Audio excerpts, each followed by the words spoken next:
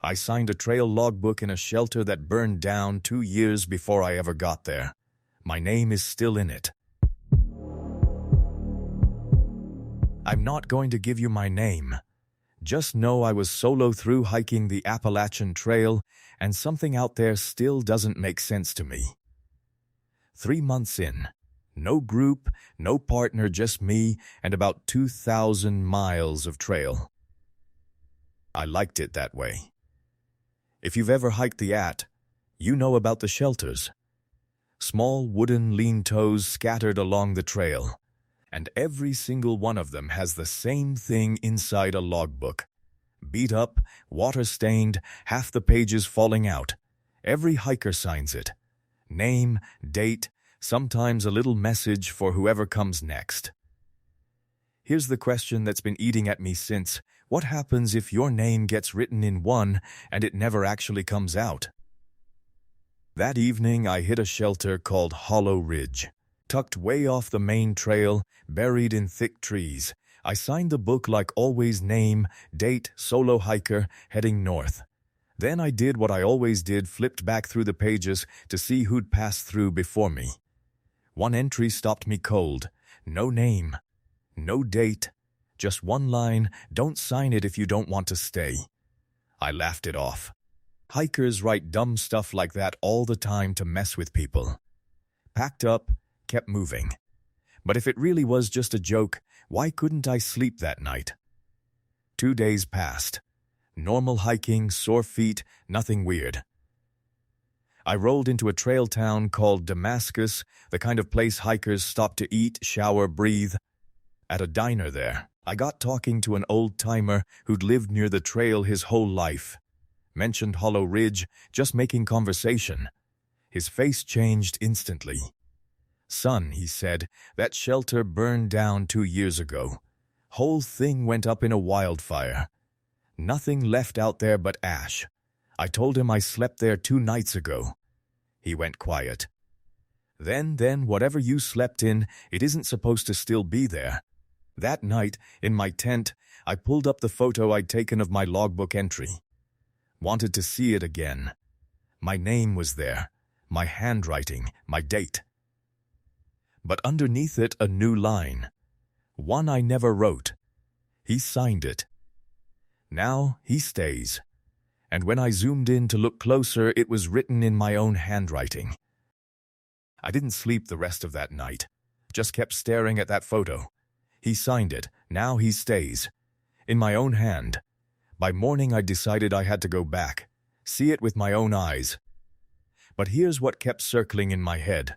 If that shelter really burned down 2 years ago, like the old man said, where exactly did I sleep 2 nights ago?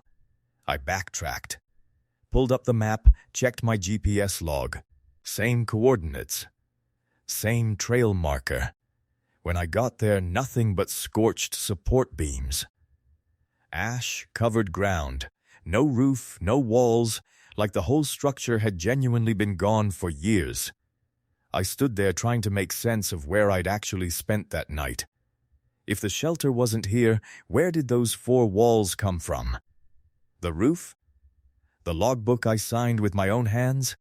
My GPS history said I'd stood in this exact spot. I went back to Damascus, this time to the library. Old newspaper archives. Asked the librarian if she had anything on Hollow Ridge. She pulled a file. Fire report. Dated 2 years back. But there was something else in that file I wasn't expecting. Before the fire, a missing person report had been filed, a solo thru hiker. Last seen at that exact shelter. Name was in the file, but it had been photocopied so many times it was almost unreadable. Like it had been fading a little more with every copy.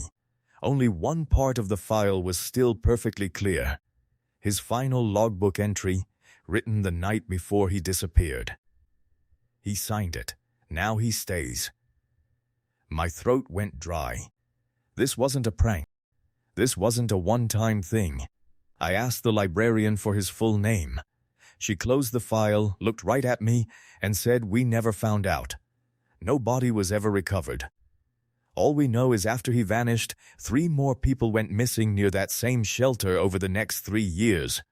1 a year, like clockwork. I did the math. 1, 2, 3, right up to the year of the fire. After the fire, nobody went missing, because the shelter didn't exist anymore. But I slept there 2 nights ago, somewhere that isn't supposed to exist. And now my name might be next on a list that hasn't been written yet. I couldn't stay in Damascus that night. Something pulled me back toward the trail like the only place I'd find an answer was the one place I didn't want to go back to. If nothing's really out there, would I find anything at all this time? I hiked back at first light, camera recording the whole way, proof for myself if nothing else. As I got closer, the woods went quiet. Birds, wind, leaves, all of it fading out like someone slowly turning the volume down. Then, between the burnt support beams, I saw something that wasn't there before. Smoke. Thin, rising up from the ash like something had just been put out. 2-year-old ash doesn't smoke. I froze, camera shaking in my hand. And behind the beam's walls started forming. Slowly, like a picture coming into focus. Was I losing it? Or was this something only certain people can see, people whose names are already written down in that book? I didn't go inside. Didn't have it in me. Just stood there filming until the smoke faded and the walls were gone again, just burnt beams. Same as before. Back in Damascus, I showed the librarian the footage. She watched the whole thing, went quiet.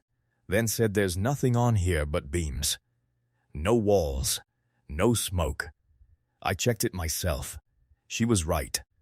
What I'd seen with my own eyes, the camera never caught any of it. I left the trail the next day. First thru hike I've ever had to quit. A few nights after getting home, I pulled up that photo one more time. He signed it. Now he stays. Still there. But underneath it a line that hadn't been there before. One I never wrote, and one that wasn't there the first time I photographed it. He left. He'll come back. I don't know what that shelter is, or was. I don't know where those missing hikers went, or why I was the one who saw it when nobody else could. All I know is one name got added to that list every year, until the fire, and for 3 years after nothing. Now my name's in that book somewhere. And some nights I swear that line is still changing. I don't know whose name is next. I want to be clear about something before I start. I've hiked alone for years. I know what it feels like when I'm actually being followed versus when it's just my own head playing tricks. This wasn't my head. I was 3 days into a solo section hike, cutting through a stretch most people skip because there's no cell signal for miles. Early morning, heavy dew on the ground, the kind that shows every footprint clearly. About an hour in, I noticed something in the mud ahead of me. Boot prints. Fresh ones overlapping mine, like someone had walked the exact same line I just had. Except I hadn't seen another soul since I left camp. I figured maybe another hiker got ahead of me somehow. Didn't think much of it until I stopped for water and looked back at my own trail. The prints were still there, right on top of mine, even in the stretch I'd just walked 30 seconds ago. Nobody passes you and walks in your exact footprints. That's not how trails work. That's not how people work. I picked up my pace. Told myself it was nothing, wind, erosion, some trick of the light on wet dirt. But by the time I stopped to make camp that evening, I'd stopped convincing myself of anything. Because the prints were still behind me, and they were closer than they'd been that morning. I made camp early that night, earlier than I normally would. Told myself it was just about beating the dark. Wasn't really true. Before I zipped the tent shut, I did something I'd never done before on a solo trip. I checked the ground around my site. Every angle. No prints but mine. That should have made me feel better. It didn't. Because if whoever was leaving those prints wasn't walking up to my camp, How were they matching my trail all day without ever being seen? I didn't sleep well. Kept listening for footsteps outside the tent. Nothing. Just wind. Just the usual night sounds. Around 2 am I finally dozed off. I woke up to check the time. Habit. Pulled back the tent flap just enough to look out. The prints were there, at the edge of my camp. Facing my tent. Not passing through. Not leading anywhere. Just stopped. Like whoever made them had stood there for a while, watching. I didn't move for a long time. Just stared at those prints in the dark, trying to convince myself they'd been there since yesterday, that I'd just missed them. But dew doesn't lie. These were fresh, water still pooling in the heel marks. Morning came and I packed faster than I ever had. Told myself I'd hike out early, get to a road, call it a trip. I checked the ground one more time before I left. The prints were still there, except now there were 2 sets, mine and a second pair walking in slightly behind them, both leading straight toward where I'd slept. I didn't hike out slow. I moved fast, faster than I should have with a full pack, checking behind me every few minutes even though I knew I wouldn't see anything. Because whatever was leaving those prints, it wasn't walking where I could catch it. It was only ever there in what I left behind. About 2 hours in, I hit a stretch of exposed rock, no dirt, no dew, nowhere for prints to form. I stopped there to catch my breath, and for the first time all morning, I let myself actually think instead of just move. If something had been matching my trail step for step since yesterday morning, why did it stop at my tent instead of coming closer? I didn't have an answer. I still don't. I made it to the trailhead by early afternoon, flagged down the first car I saw, and didn't look back once. A few weeks later, back home, I was going through photos from the trip, mostly scenery. Nothing important. One shot I didn't even remember taking. I must have snapped it by accident, phone loose in my hand. Pointed down at the ground near my tent that last morning. In the corner of the frame, barely in focus, a second pair of boots. Standing where I'd been standing. Empty, no one in them. I never went back to that stretch of trail. I don't know what was matching my steps for 2 days, or why it only ever got as close as it did. I just know that if I ever see those prints again, I'm not stopping to check whose they are. If you've spent any time on the Appalachian Trail, you've probably heard the term trail angel.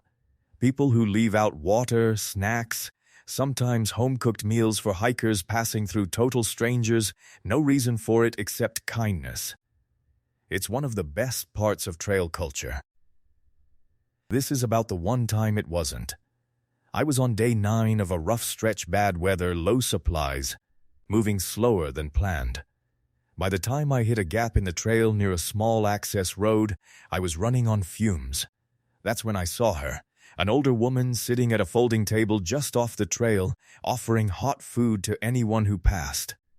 Introduced herself only as a trail angel, didn't give a name, just handed me a plate and told me to sit. I didn't ask questions. I was too hungry to. We talked for almost an hour. She knew the trail better than anyone I'd met, every shelter, every water source, stretches to avoid after dark. Told me about a campsite half a mile off the main trail, tucked by a creek, quiet, safe. Saeed, she used it herself sometimes. I thanked her, packed up, and found the site exactly where she said it would be. Best sleep I'd had in days. I never thought to ask why a campsite that good wasn't marked on any map I had. 3 weeks later, off the trail, I remembered I never got her name to properly thank her. That's when things stopped making sense. I'd finished the section hike and was back in a trail town, sitting at the same kind of diner hikers always end up in. I mentioned her to a couple of locals, the trail angel near the access road, the one with the folding table and the hot food. They looked at each other before either of them answered. One of them finally said, "There's no trail angel out there. Not anymore. Not for a long time." I described her exactly what she looked like, what she said. The campsite she told me about by the creek. The color drained out of his face. That campsite, he said, isn't legal, isn't marked, isn't supposed to exist. We tell hikers to avoid that whole stretch. I asked why. He didn't answer right away. Then he told me years back a woman used to run a real trail angel setup near that access road.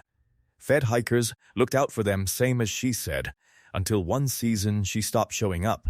Search parties found her folding table. Never found her. No name in his account matched what she'd told me, but the location, the food, the way she talked about the trail, it all lined up exactly. I asked when she disappeared. He told me a date. 11 years before the day I met her. I pulled out my phone, scrolled to the one photo I had from that stop, her standing behind the folding table. Mid-laugh, waving me over to eat. Except when I opened it now, the table was there. The food was there. She wasn't.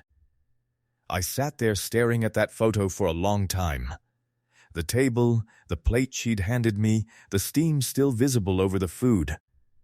Everything exactly as I remembered it.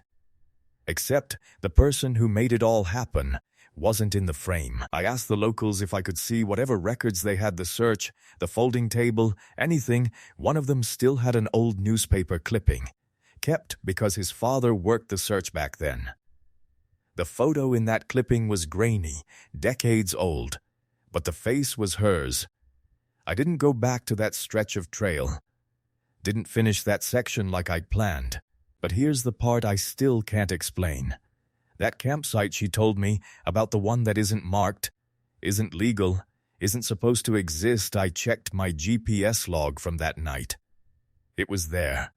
Exact coordinates. I slept there. I have the photos to prove it. A place 3 separate people told me doesn't exist. Sometimes I wonder if she's still out there, doing what she always did, feeding hikers, pointing them toward a safe place to sleep, looking out for strangers on a trail she never really left. And sometimes I wonder what happens to hikers who don't come back to thank her. I never got her real name.